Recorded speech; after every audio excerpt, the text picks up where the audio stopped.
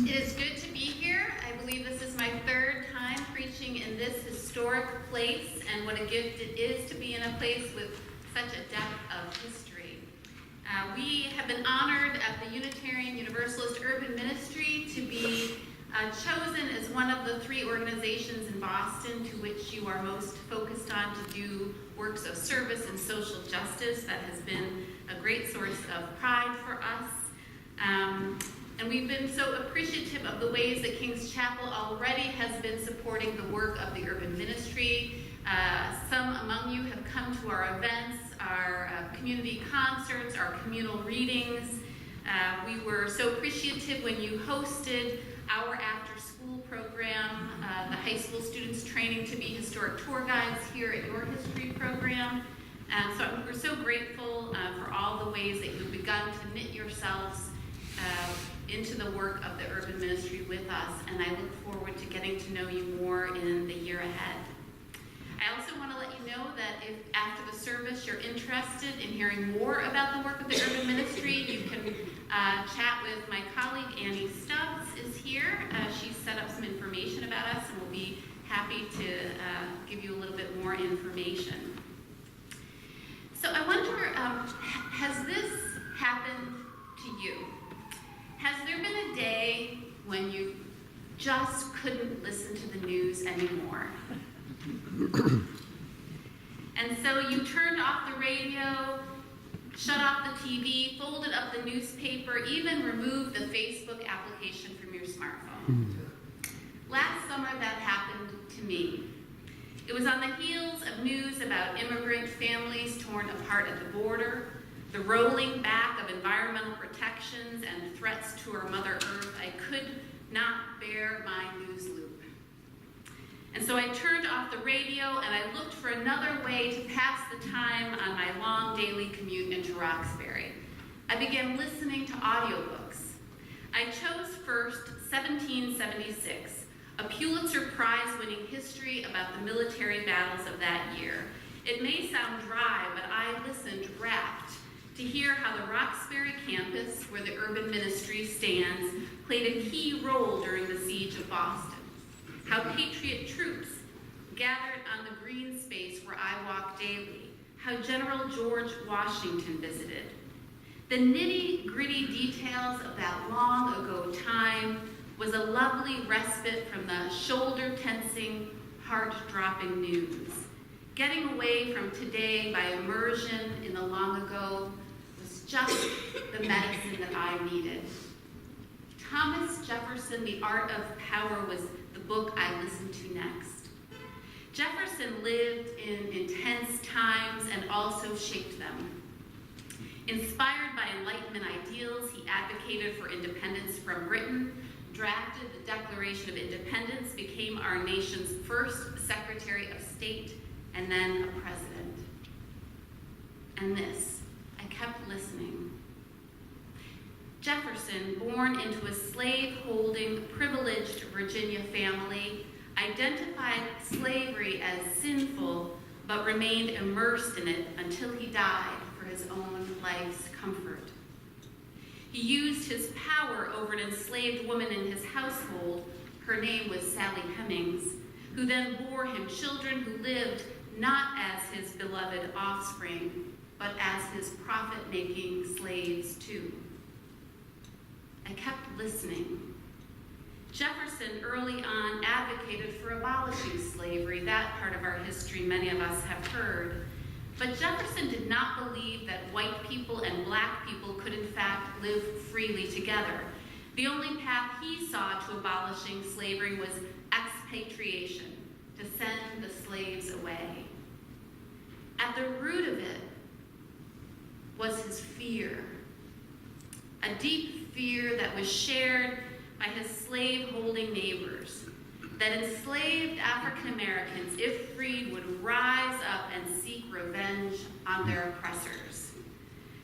"We have the wolf by the ear," Jefferson wrote, "and we can neither hold him nor safely let him go. Justice is on one scale and self-preservation on the other." And I listened.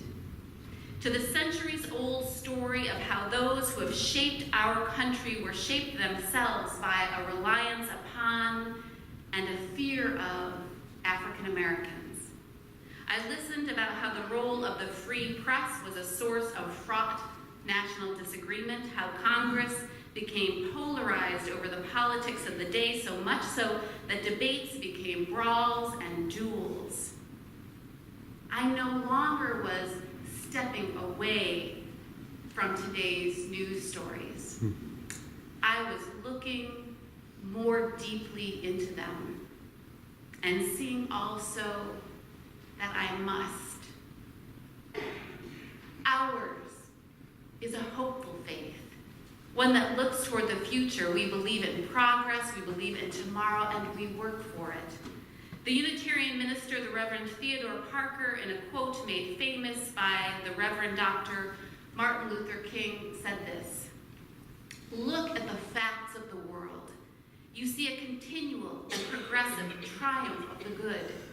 I do not pretend to understand the moral universe. The arc is a long one. My eye reaches but a little ways. I cannot calculate the curve and complete the figure by the experience of sight. I can divine it by conscience. And from what I see, I am sure that it bends towards justice," he said. Especially now, our faith calls us to lead the way forward and away from the bubbling cauldron of angry nationalism and fear dragging us back. We are in a bruising tug of war, our fingers raw and curled tightly around the rope as we pull, resisting slipping into the muck of the past, instead pulling toward the greener grass of a future that is more inclusive, more just, more loving, more open. A future in which the whole human family, Black, brown, indigenous, GLBTQ, all the ways we were born, that all of us have a place at the table. In the midst of the turmoil, perhaps something new is being born and something is dying. But to be midwife to something new, to help birth a step in our human evolution, means we must not just grab the rope tighter and simply pull forward. We must also look back. In the Gospel of John, we heard the words a moment ago: "This is the message we have heard from him and declare to you. God is the light. In him there is no darkness at all. If we claim to have fellowship with him and yet walk in the darkness, we lie and do not live out the truth. But if we walk in the light, as he is in the light, we have fellowship with one another." We must shine a light on the dark corners of our history to really move ahead. This call to walk in the light, to examine history, is at the heart of the healing and justice work of the Unitarian Universalist ministry in Roxbury. Founded 190 years ago, the Urban Ministry is one of the nation's oldest nonprofits, and for 40 years of that history, we have been located on a deeply historic campus in Roxbury, the heart of Boston's historic African-American community. Our campus is located in John Eliot Square, in a neighborhood where the Puritans gathered in 1631, where Irish immigrants came later, and then Jewish immigrants, and then the African-American community. It includes our flagship building, Boston's oldest surviving wood-frame church, called First Church in Roxbury. No longer home to a congregation, it was built in 1804, the fifth meeting house on the site. It was the starting point for William Dawes' Midnight Ride of 1775, a ride parallel to Paul Revere's to warn that the British were coming. In this historic place, we do three basic things today. We serve survivors of domestic violence. We support the education of young people from Roxbury, Mattapan, and Dorchester, and we serve our Roxbury neighbors. Here, we interrogate the past and also look with hope to the future. We honor personal history. For nearly 40 years, we've operated our Renewal House domestic violence shelter, and last year launched a job readiness program for survivors. We begin by honoring a survivor's own resilience. This is the way the director of that program describes our work. Instead of erasing the trauma of abuse and assault, we encourage survivors to acknowledge their personal history and their strength in living through it. Survivors examine their own childhoods and ask, what was helpful? What hurt? What do I want to pass on to my own children? That recollection can be painful, but it can break the cycle of violence. Naming history, shining a light on history, can change the future. To move ahead, we look back. We shine a light on community history. Our youth program supports young people who have a drive to live into their own potential and future. In the midst of an unjust educational system that bestows abundance on suburban white children as it skimps on children in Boston, we seek to level the playing field. We provide tutoring and college preparation and college visits. We also celebrate the community from which our bright and determined young people come. We nurture a sense of history and place, training youth to research the history of our campus and of Roxbury, developing their skills as guides to lead historic walking tours. Among our guides is Jennifer, a high school junior from Roxbury. She is a bright light. She spent the summer learning about Marcus Garvey, after whom the elder housing near the urban ministry was named. She learned about Malcolm X, who once lived in Roxbury, about his time in prison, his conversion to Islam, his second chance, his transformational leadership. Her growing knowledge of the places she passes by each day and what they represent deepened her neighborhood pride. Sometimes, she said, people have negative ideas about Roxbury. She now knows the deeper stories of strength and resilience there. And she said that each of us has a responsibility to do likewise about our own communities, to learn our history. If you're going to live somewhere, she said to me, you should know about it. By looking back, she propels herself forward, and who knows how far she'll go. And shining a light on the history of race in America is foundational for our community engagement work. Dismantling racism is not about personal guilt. It's about education and understanding. In her book titled, So You Want to Talk About Race, the African-American author Ijeoma Alawu described the chasm in historic understanding between white people and black people in responding to the Black Lives Matter movement.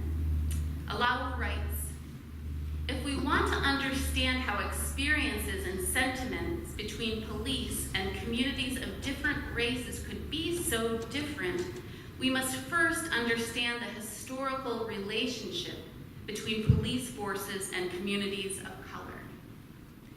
She describes how police forces, especially those in the South, grew out of night patrols whose primary charge was controlling Black and Native American people, and slave patrols whose primary charge was catching escaped slaves. Out of these grew our modern police forces. She writes, our early American police forces existed not only to combat crime, but also to return Black Americans to slavery and to control and intimidate free Black populations. Police were rightfully feared and loathed by Black Americans in the North and the South. Our police force, she writes, was not created to serve Black Americans. It was created to police Black Americans and serve white Americans. This history is not about individual police officers. Rather, it's about the system they and we inherit, consciously and unconsciously. History illuminates this moment in time. Police, prisons, health and wealth, and educational disparities all call for an examination with an historical lens. Brian Stevenson, the founder and executive director of the Equal Justice Initiative, which combats racial bias in the criminal justice system, founded a museum that tells the story of lynchings in the South, and he described why. In the American South, we don't talk about slavery. We don't have monuments and memorials that confront the legacy of lynching. We haven't really confronted the difficulties of segregation. And because of that, he said, we are still burdened by that history. We are still burdened by that history. By facing our past, we walk out of that darkness. By learning history, we become unburdened by it. To move forward out of it, we must look back. But we don't need to look down south to learn about deeply rooted racism and violence. Kevin Peterson of the New Democracy Coalition in Boston is calling for a hearing to rename Faneuil Hall. Who has heard of this effort to rename Faneuil Hall? Many people here have heard that. So Peterson, who is an African-American man and a man of deep faith, sees his work for racial justice as spiritual, religious, transformational work, the work of justice and reconciliation. I met with him this past fall, and he shared with me that he began researching the history of Faneuil Hall when our country was reeling from the white supremacist march in Charlottesville. In his research, he found a letter that Peter Faneuil, the hall's namesake, had written proposing building the hall. Faneuil was a mogul in Boston, and he wanted a place where men like him, businessmen, could gather for commerce. He even offered to pay for it with the body of a child. To fund the construction, he wrote, "I'm going to sell an African boy that I have." Peterson, reading that line, felt anger, humiliation, and pain. He imagined himself as that child. The foundation of the creation of Faneuil Hall, on the back of an anonymous child, he says, insults the civic dignity of blacks and whites alike. Nearby Faneuil Hall was the building where slaves would continue to be sold long after. Peterson sees in this foundation of Boston's commerce a thread wending through history into today, when the racial wealth gap means that the median net worth, the amount of money that we have left when we subtract our debt from our assets, our net worth for white households in Boston is $247,000. And for black households, it is $8.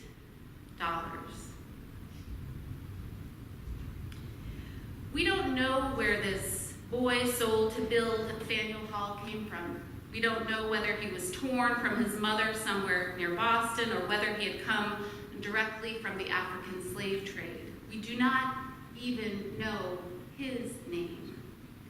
But we are now being asked to consider him. to reckon with that past and his story. We arrived this morning in tumultuous times with so much unrest, so much anger, so much disorientation.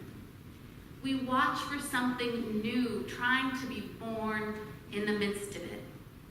Something new in which voices long hidden and silenced are raised up and finally heard when we are all called to the table. When we have reckoned with the past and can be freed from what still haunts us. This is painful and unsettling work. We may be tempted to get lost in the anger of our times or turn away. We may be afraid. We may be tempted to vilify and simplify and simply react to the news and the noise. But as people of faith, more is asked of us. We are asked to keep breathing in and out and find our center in the midst of the tumult. And we are asked to face the times in which we live and to face them with steadiness and with love, great, transforming, impossible love, and with knowledge, to learn the real history of our nation's founding and trajectory. I invite you to do that work with us at the Urban Ministry, to come and volunteer with survivors in our job readiness program as they move their lives forward. Even for one day, we need you.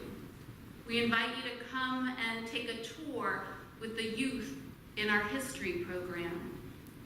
Come on February 12th to a community reading led by an African-American author who is a civil rights activist. Come talk with us during our time after the service to learn how to engage with our work.